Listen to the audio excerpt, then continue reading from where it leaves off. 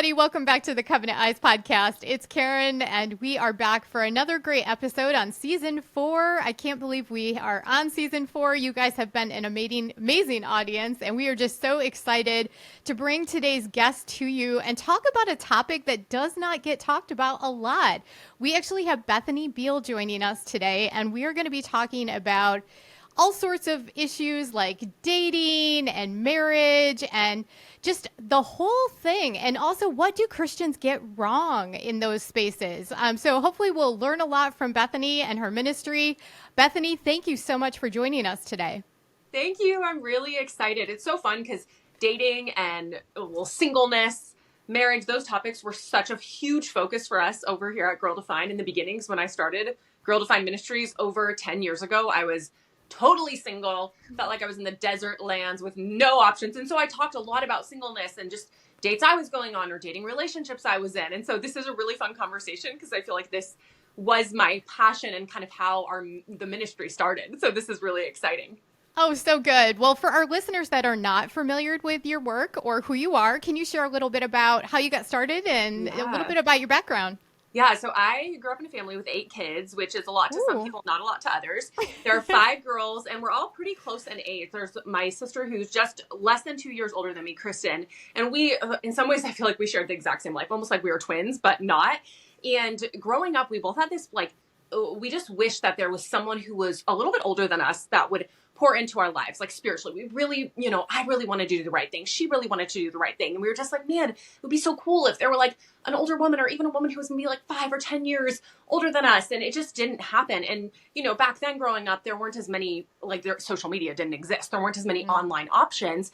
But as we hit like our college years, early 20s, we were like, we could be that mentor or that role model for other younger women who would desire this and who would want this. And we're not perfect, but hey, we've learned a few things over the years, and maybe we can just link arms with the younger generation and kind of like just point them to the word, point them to truth, share our mistakes, share the things we think we did well, how God grew us. And so just kind of out of the blue, we launched a blog, and it was called Girl Defined Ministries. And that was back when blogging was like the only thing and the main thing. And God was just super gracious to us because within the first year, we're literally nobody's from Texas. Nobody knows about us. We're just these 2 girls.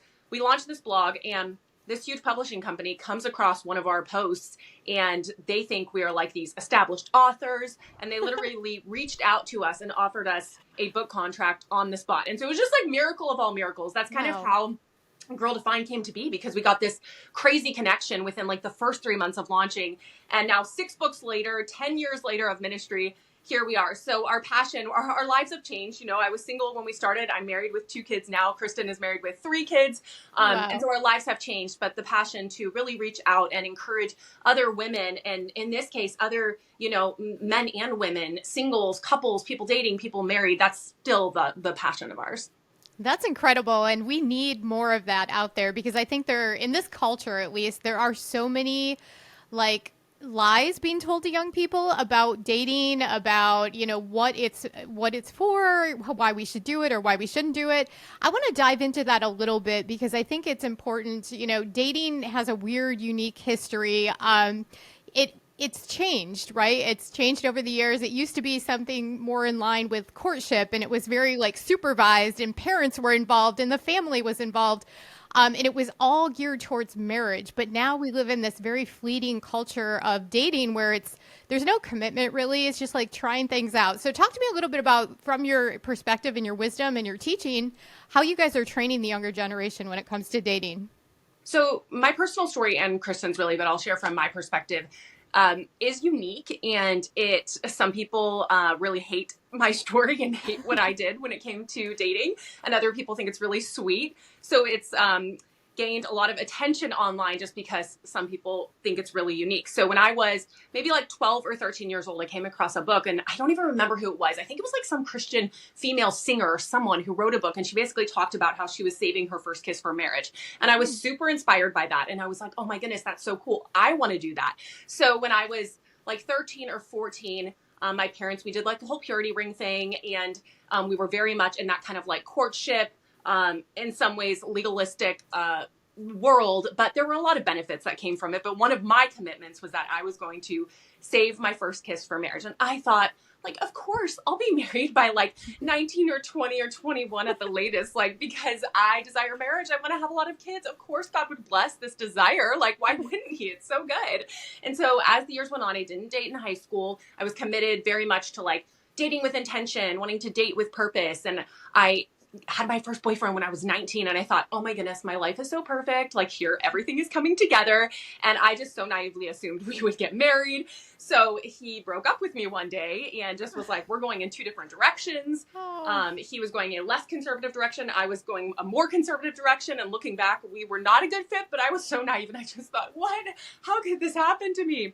So anyway, years go on and I'm like, wait a minute, like I have all these kind of extreme convictions. I'm like now in my later 20s and there are no options in sight. And you know, it kind of that whole topic, I was talking about singleness, I was talking about my struggles with it, I was talking about dating, and there were a lot of people like, you know what, like if you have these extreme convictions, like that's probably why you're not married. You're, you know, like you just need to loosen up a little, like, come on. And I just really felt convicted that this is a commitment I made and it's something I wanted to stick to. And so I remember there was a guy who asked me out at church, you know, before I was with my husband, and I knew him, we were friends. And like, right when he asked me out, I was like, you know, I'm like, a lot more conservative than maybe girls you're used to dating. Like, I don't want to kiss till marriage. So like, if that's not cool for you, like, let's just not even go on a date, you know? And he was like, hey, I can roll with that, you know? And so honestly, a lot of guys were like very respectful of that and like very honoring of that. So long story short, I ended up meeting my husband and I kind of knew each other, but we ended up getting together, like officially in a relationship when I was 29. And then we got married when I was 30. And so both of us, it was actually our first kiss to anyone ever. He didn't necessarily make that commitment, but I was his first girlfriend, and he is just, that's what I had chosen. So that's what we did. And the video of that, I had posted it around online, and that's kind of what has garnered all sorts of opinions. But when I look back on that and I think about the modern state of dating now, and I just think of how, you know, it's just, dating has kind of become this, it's just like another thing you do, you know, like everyone's online. Everyone, you know, when you're 15, you get your first boyfriend or girlfriend. It's just like this casual thing, not a lot of thought put into it. And then as you look forward and you see just, you know, marriages aren't really thriving. A lot of couples are getting divorced. I'm just shocked when I see on social media, it seems like every single day, these, you know, Christian couples, religious couples, they're posting like it just, and not even for huge reasons, just like, oh, our love like kind of withered. Oh, we just aren't really going in the same direction. I know we have 5 kids together and our youngest is 2, but it's better for them if we go our separate, you know, you're just seeing all this and you're like, what is going on?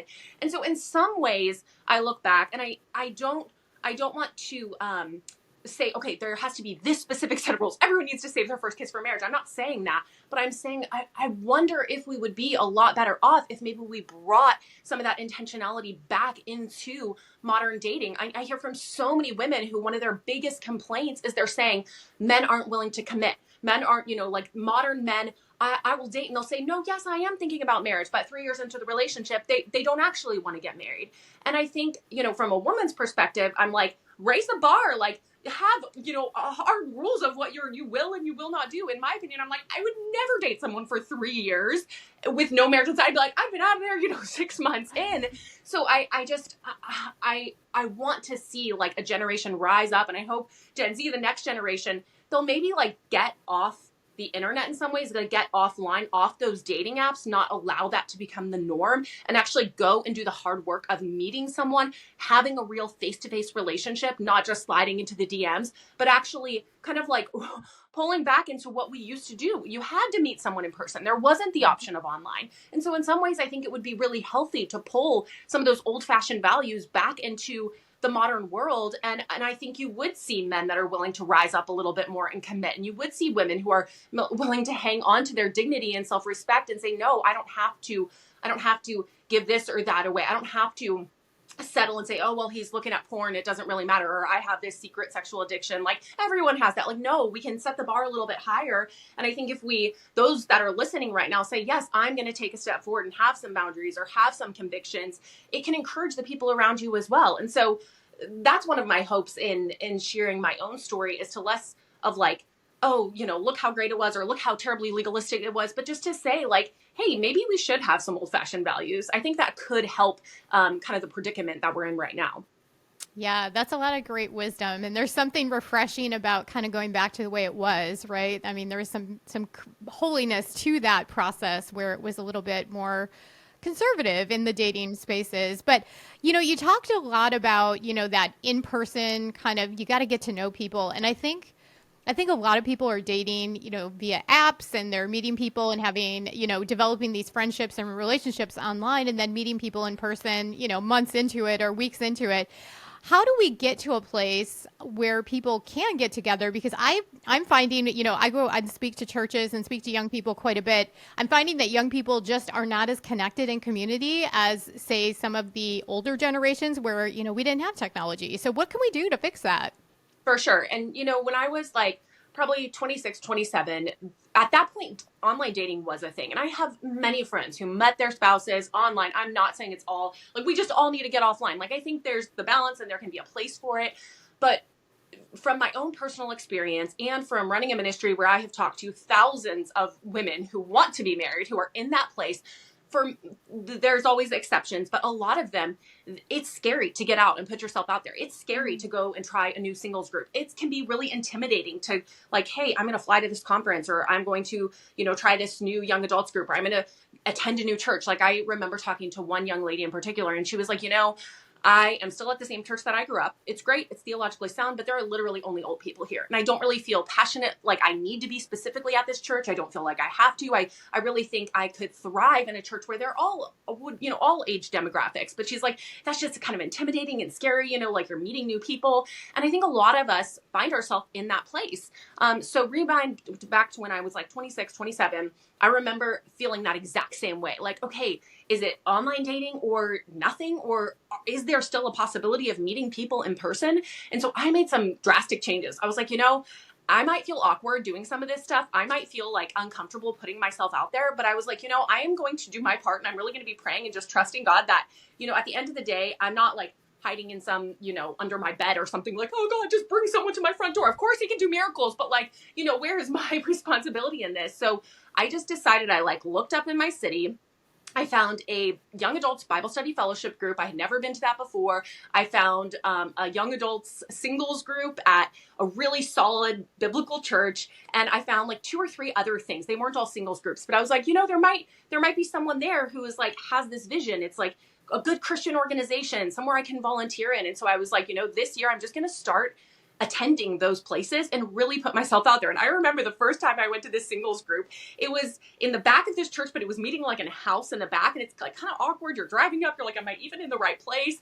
And I remember walking in and the door was so squeaky. And so I opened the door and I walk in and everyone's just kind of like staring at me.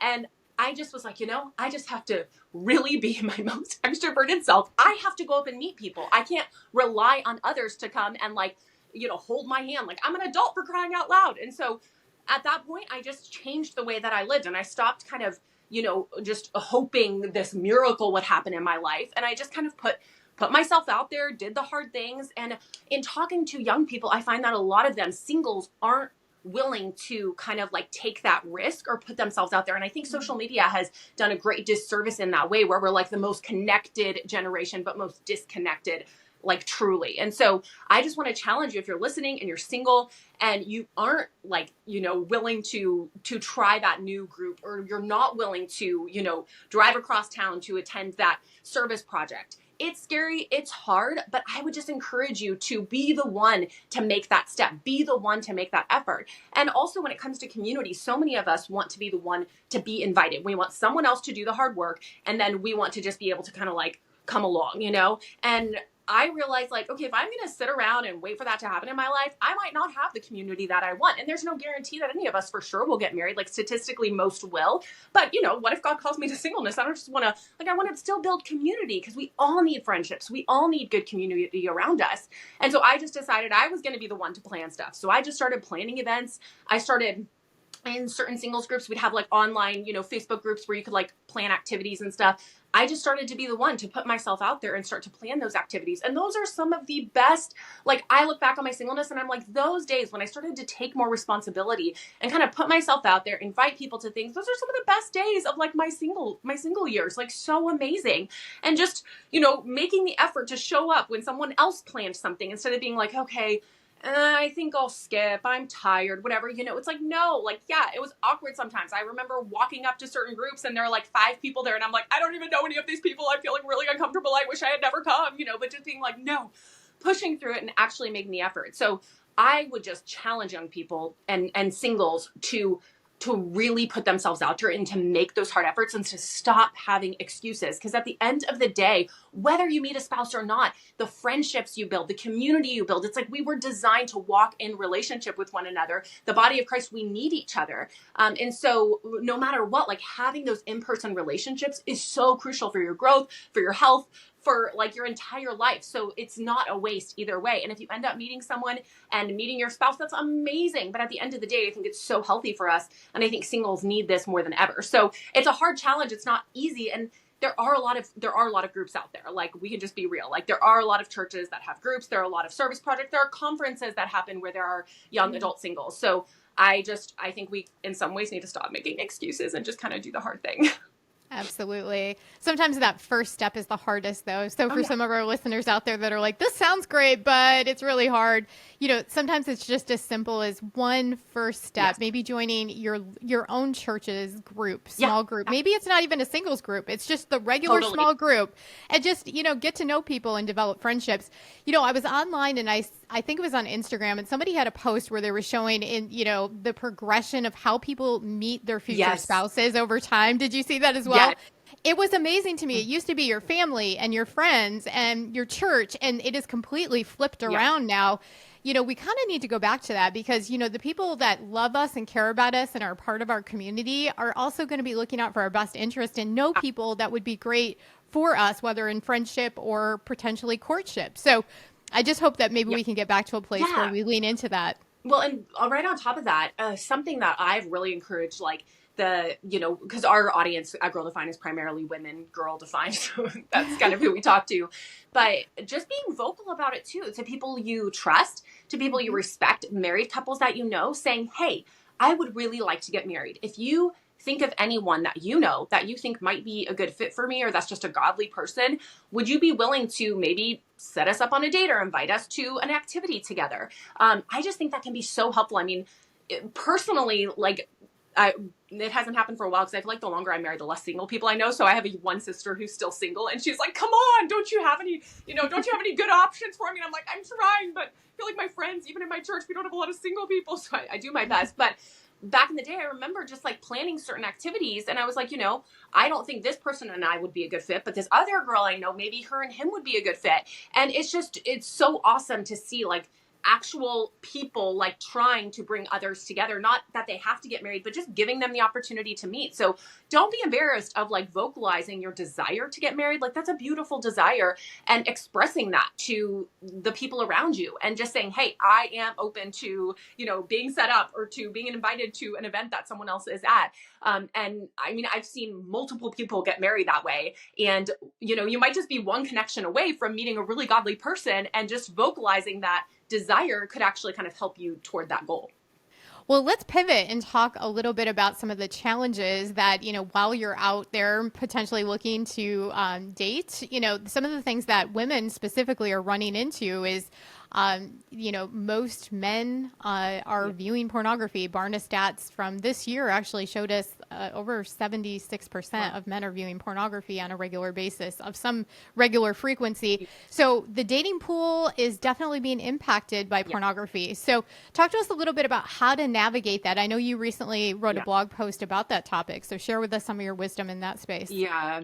I mean, I take a pretty hard line stance on that, even though it's kind of depressing, but this is something for myself. Like, I would not, like, if I found out that someone I was dating was looking at porn, I would end the relationship. Not to say that that person couldn't find freedom and it could work out eventually, but I just, I don't think that when you're dating and entrapped in such a sin, whether it's the man or the woman, that it's a good idea to continue the relationship. But it's hard when you hear these statistics and you're like, oh my goodness, literally everyone is looking at porn. What is going on? Like, one, I want to say there are men that aren't, like I know some, and, and I'm married now. My husband and I, we had super honest conversations from the very beginning. And that can be awkward to do, like if you're dating and you're like, that is not something I want to like talk about or ask, like, oh, that seems so deep. I would just recommend, like, if you are dating someone, it doesn't have to be like on the first date, but I would really recommend maybe you're on like 2 or 3 dates and you're like, okay, I do like this person. Like, actually, I do think this might, like we might actually go on a few more dates. I personally would recommend having some like immediate deal breaker conversations at that point, because why go 6 months, a year down the road, and then you find out like, oh my goodness, this person has all this stuff that they're going through, and now I'm like all emotionally involved, and this is so difficult and so hard. And so I would honestly recommend like date 2 or 3 if you feel like it's going well, to just have a super honest conversation and say, hey, this is really important to me. And I'm not asking this because I want to just like heap a bunch of shame on you or like bring up something that you're struggling with. But I just need to know if you are currently looking at pornography. And if so, when is the last time that you looked at it? And just be very direct about the conversation, and very direct, and just, if they're not willing to answer, they're like, oh my gosh, you're so crazy, blah, blah, blah. Like, well, it's probably a sign you each need to go your own way. And you're not coming in as like God being like, I am the moral authority here. You're just saying, hey, relationships really can't thrive when this is happening. And so this is something really important to me. But the hard part about that too is that, like, I work with women all of the time, and our most popular topics at Girl Defined have to do with sexual struggles, sexual addiction, pornography, masturbation addiction, things like that. And so it's really challenging, because if you are looking for someone, whether you're a man or a woman, and you're saying, I want someone who's walking in freedom or fighting for freedom or desiring that, you have to turn the mirror around and say, am I that kind of person? Am I willing to bring this into the light? Am I willing to get the accountability? Am I willing to get a mentor to help me walk through this? Am I willing to do the hard things? Or do I only want that from this person and I want to keep all my secrets over here? And so I know statistically it's the man, the man's problem, but so many women, like I'm telling you, I don't even think they're in the statistics, because so many women, we will get emails, we will talk to them, and they'll say, I've never told anyone this before. And at Girl Defined, me or my sister will be the first ones that they will ever share that they've had this pornography addiction since they were 13, that they've been secretly struggling with whatever it is, and they want freedom. But because also of this kind of like stereotype that it should be more of a man's problem, they're not even speaking up. So they're not even a part of the statistics. And so that's why I want to challenge women to say, hey, like, you've got to bring this into the light. Like, you are a sexual being too.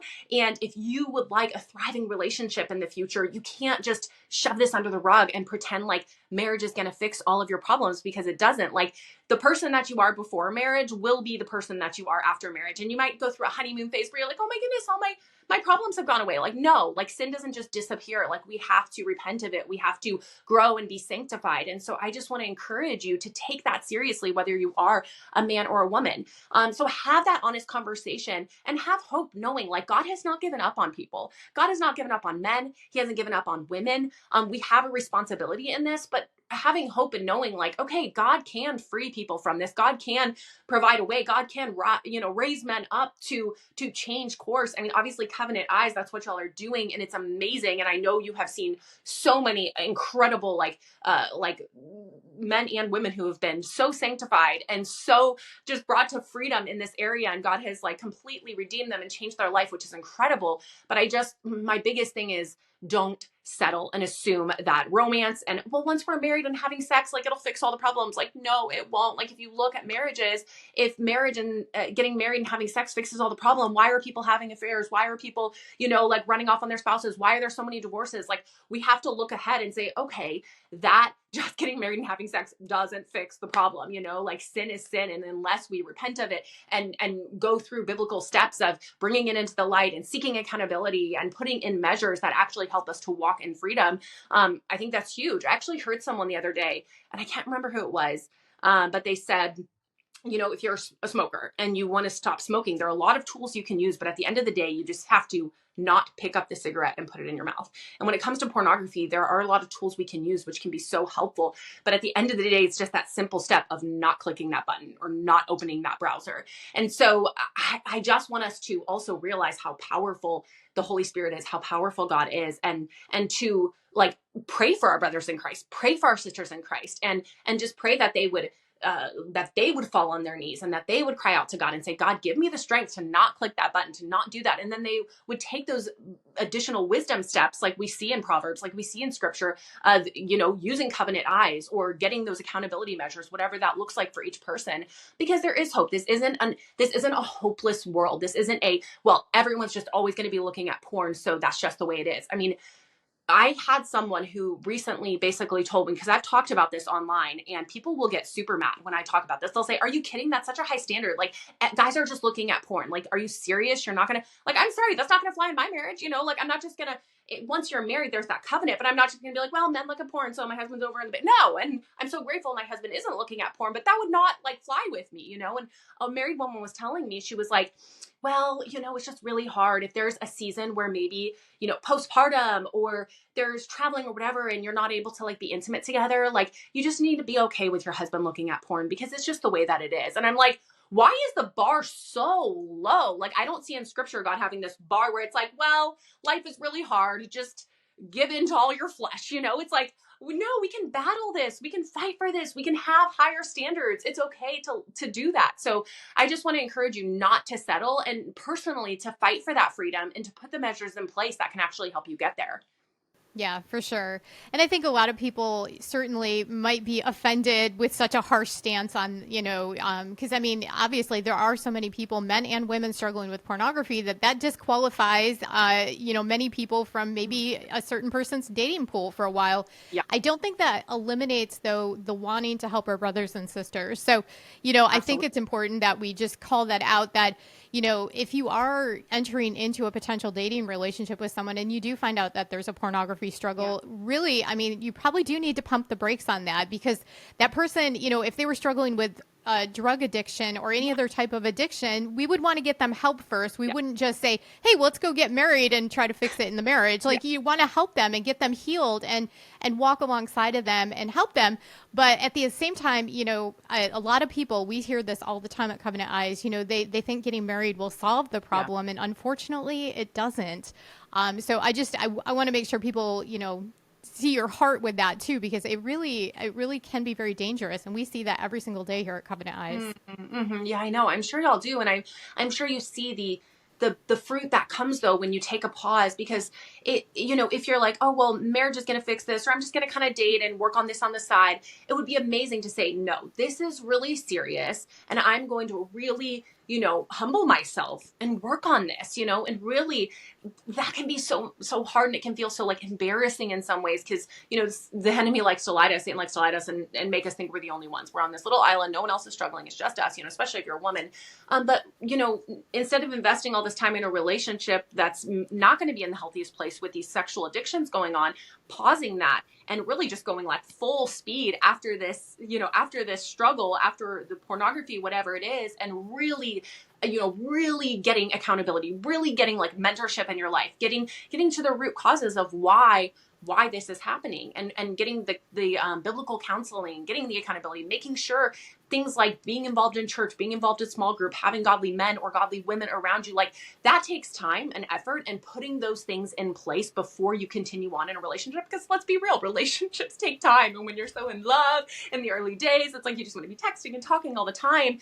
And so using some of that energy, the majority of it, toward, battling this struggle, I think would be a much wiser use of time. Well, and you brought up mentorship, and I know at Girl Defined, you guys offer mentorship courses. So let's talk a little bit about that. How do you guys walk alongside women and help them in this way? Yeah. So we have had, Kristen and I, who run Girl Defined, we have had women over the years reach out to us and ask us to mentor them. And, all the time in the world wouldn't allow for us to one-on-one mentor everyone. And so we do take one-on-one mentorship seriously. And that happens more in the context of our local church. And here in our city, we're able to meet with people, physically, but we wanted to create resources and an opportunity for women. Like, if we were like, this is what we would want to walk you through if we were to mentor you in person, here's what it would look like. So we actually created an online mentorship course that is Kristen and I teaching and talking. We created an entire workbook. It's basically everything that we would want for ourselves and we want for other women. It goes into all of these sexual struggles and addictions and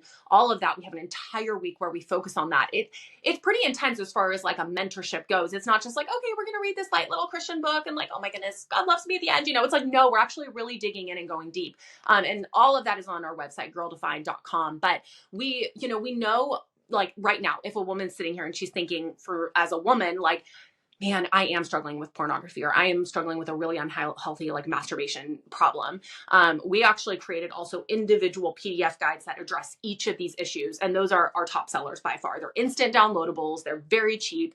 You can go onto our website, girldefined.com, go to the shop, and you can literally go like, get these different guides, and they're going to have tons of great resources. We obviously recommend Covenant Eyes and link to different posts you'll have and just your resources and many of these guides. But that would be a really helpful resource because it's a great way to start. I think that everyone should seek an in-person mentorship or someone they can talk to on Zoom. Like, I just think that's absolutely amazing. But if you're like, man, I want something right now, I want to jump into something right now to really skyrocket this growth, or to really like know how to dig into the word, to know how to navigate my relationship with God, these courses and ebooks and stuff that we offer at Girl Defined are going to be a great, just like instant first step. That's awesome. Yeah. And it sounds like it's a good course too if you're looking to maybe even get into mentorship, like Absolutely. how to become a good mentor. Yeah. Yeah. I love that. Well, let's talk also, because I think, if I'm not mistaken, you also offer some additional resources through your own personal website. I believe it's called The Intimate Wife. Is that correct? Mm-hmm. Yeah. So Yes. it's my Okay. name. The website it's technically The Intimate Wife, but it's BethanyBeal.com. So just my name is the landing page. But yeah, Awesome. I found that, there are more and more women that are talking about when it comes to sex and intimacy and marriage. But I found within my own just community of kind of millennial Christian women, it was just hard to find like really, for better, like a word, like explicit, almost like really direct advice. And there's so many women who are like, we waited till marriage, and why is sex such a struggle? Like, why is this such a disappointment? Why is this so hard? Why I just feel like I'm broken? You're like, yay, I made it almost. And then you're like, man, this kind of sucks, And so I just looked around and I was like, I know a ton of people.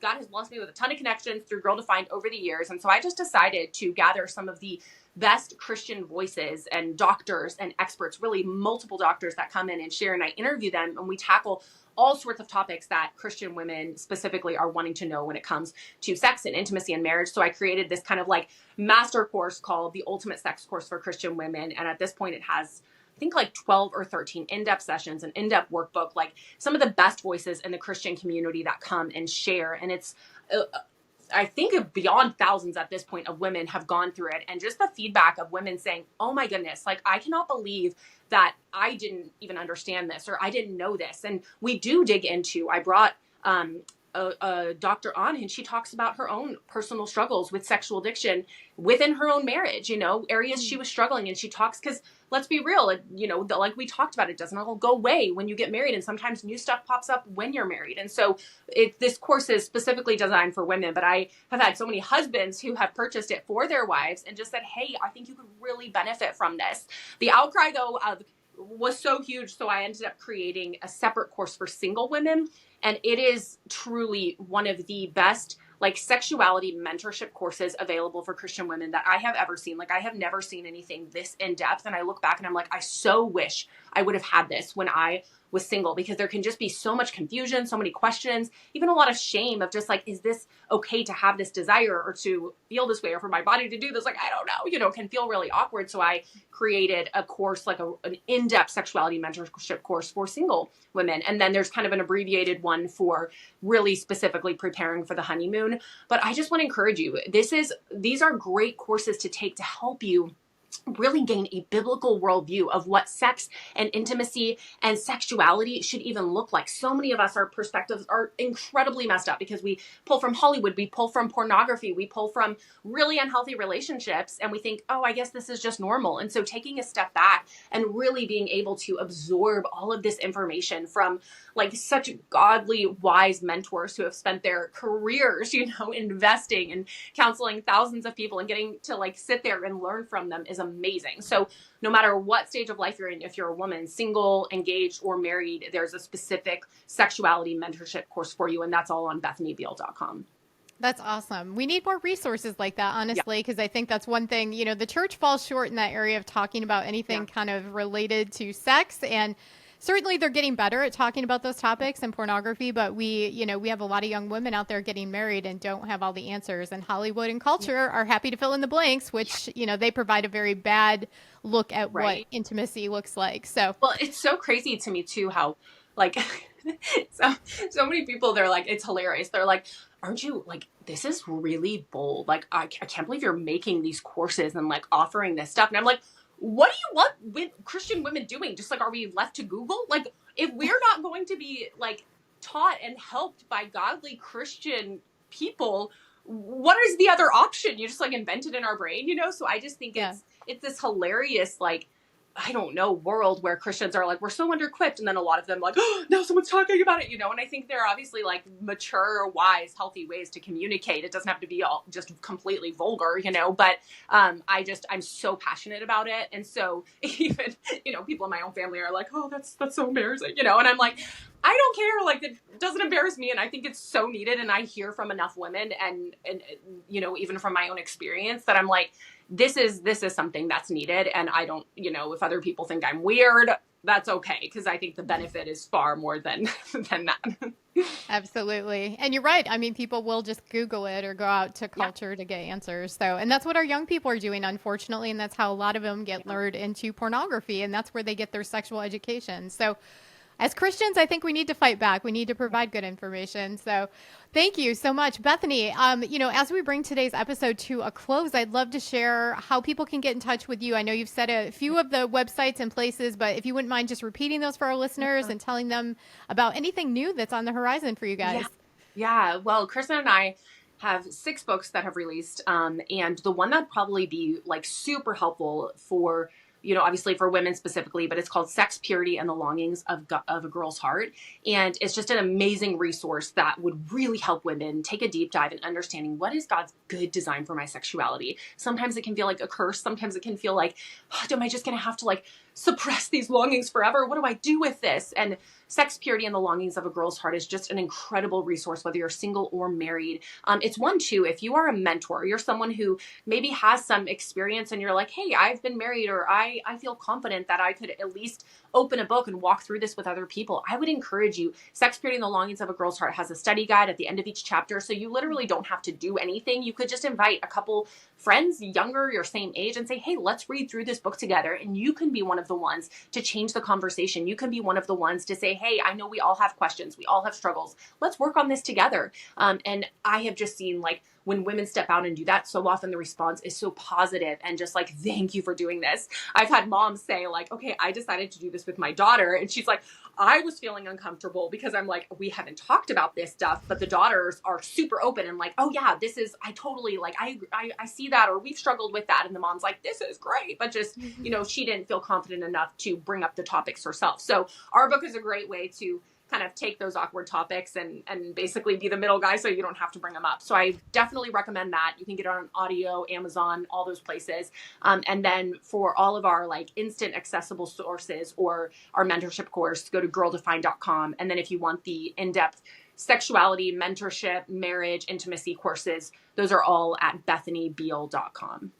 Awesome. All right. Well, we'll put all those links in our show notes. And I want to thank you for an amazing conversation, something that does not get talked about enough around here. But I'm glad that you were able to share with our listeners your heart and your ministry. And thank you for what you do, Bethany. Absolutely. Thanks for having me on, Karen. Absolutely. To all of our listeners, thanks for tuning in to this episode of the Covenant Eyes podcast. We'll see you next time. Be sure to share this episode far and wide, and we'll see you again soon. Bye-bye.